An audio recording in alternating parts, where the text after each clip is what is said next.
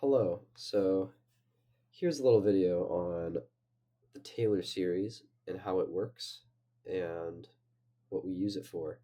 So let me just write up a little title here, Taylor series. And I'm going to teach what it does through finding the Taylor series of e to the x, of e to the x. We're going to center it at 0. So Taylor series is an expression, a summed expression where we can show a polynomial that accurately estimates some sort of odd function. And when I say odd function, I don't mean odd power. I mean some function that isn't a polynomial, like e to the x or sine of x or tan of x. And so we can show it through this expression, which is f of x roughly equals the sum of as n is 0 to infinity of fn a for n factorial x minus a to the n. And so what this means is we are going to take the nth derivative divided by n factorial and multiply it by x minus a to the n. And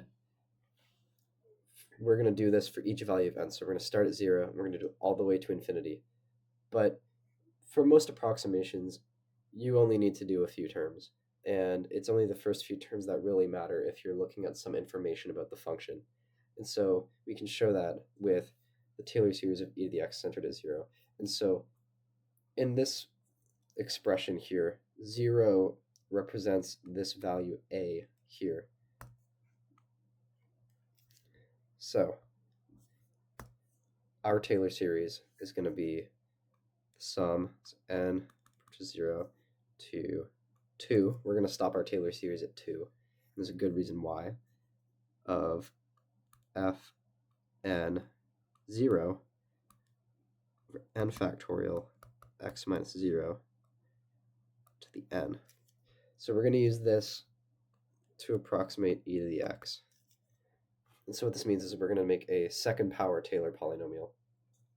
And so it's going to be some quadratic function that we're estimating. So let's do that. So we're going to use the function t n of x to represent each one of these terms individually. So starting with t0 of x, we're going to say that f0, 0 factorial times x minus 0 to the 0. So see, this n here is 0, and so all of these terms are going to be to the 0th degree. So what this means is we're going to have e to the 0, because the 0th derivative, the original function of e to the x is e to the x, over 0 factorial times 1. And the reason this is 1 is because anything to the 0th power is going to be 1. And 0 factorial is also 1.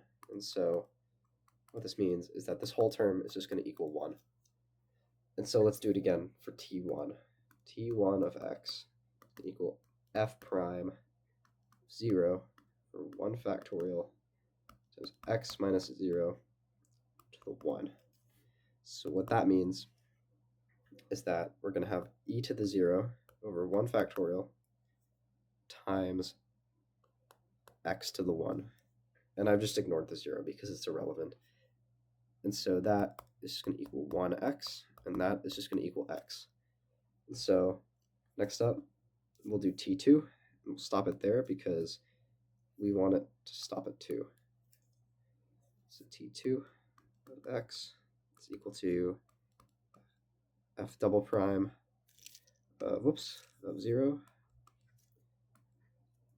2 factorial, because n is now 2, times x minus 0 to 2, and that is going to equal e to the 0, because the second derivative of e to the x is e to the x, and we're evaluating it at 0, divided by 2 factorial, which is just 2 because it's 2 times 1, and then it stops, times x squared because, again, 0 is irrelevant.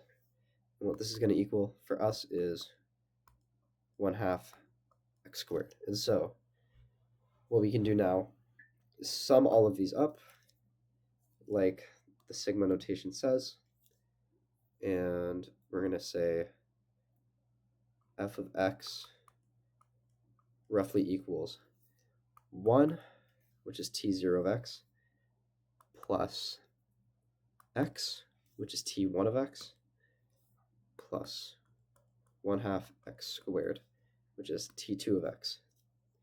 And so this is our Taylor series of degree 2 centered at 0 of e to the x. So we're going to say this roughly equals e to the x for some range, or for some domain, excuse me, because eventually what's going to happen is it's going to deviate off. So if e to the x looks something like this, what we're going to have is something that comes down, it's going to touch our y-intercept, it's going to accurately do the e to the x, and it's going to go off. So you can see how our line deviates away, and that's because we have a polynomial of an even power. If it was an odd power, it would have shot downwards. And so what can we take away from this function? So the first thing we can look at is here, where our y-intercept is 1, and we know that e to the 0 is 1 when x is 0, and so that checks out because they're the same. The next thing we can look at here is the slope, because this is the first derivative evaluated times x over n factorial, which is 1. And so we know that our slope is 1. And this is true because e to the 0 equals 1. Mind you, this is the first derivative, f1x. And then if we look here, we can see that our coefficient is positive,